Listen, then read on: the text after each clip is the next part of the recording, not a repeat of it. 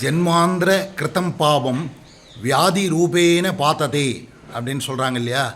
அதாவது நம்ம பண்ண பாவங்கள் முன் ஜென்மத்தில் போன ஜென்மத்தில் பண்ண பாவங்கள் தான் இந்த ஜென்மத்தில் வியாதியாக வந்து நம்மளுக்கு மனக்கவலையை உண்டாக்குறது தான். அந்த வியாதி நான் எல்லாருக்கும் நல்லது தான் பண்ணுறேன், கோயில் கோயிலாக போயின்ட்டுருக்கேன், எனக்கு மட்டும் வியாதியை கொடுக்குறிய பெருமாளை என்ன இது அப்படின்னு சொல்லி நீங்கள் நினைக்கிறீங்க இல்லையா. அது முன்ன பண்ண பாவங்கள் ஜென்மாந்திர கிருத்தம் பாவம் வியாதி ரூபேன பார்த்ததே அப்படின்றது. அதனால் நாளைக்கு திங்கக்கிழமை திருவோண நட்சத்திரம் 21 எல்லோரும் தன்வந்திரி பகவானை பிரார்த்தனை பண்ணிங்க.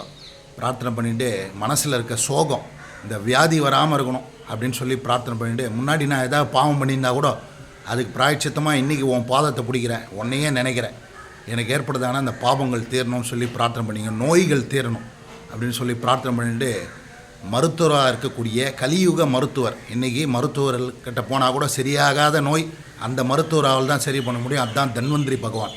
அவரை பிரார்த்தனை பண்ணிவிட்டு நாளைக்கு நம்ம சொல்ல வேண்டிய மந்திரம் ஓம் சோக நாசகாய நமஹ அப்படின்னு சொல்லி பிரார்த்தனை பண்ணிங்க. நன்றி, வணக்கம்.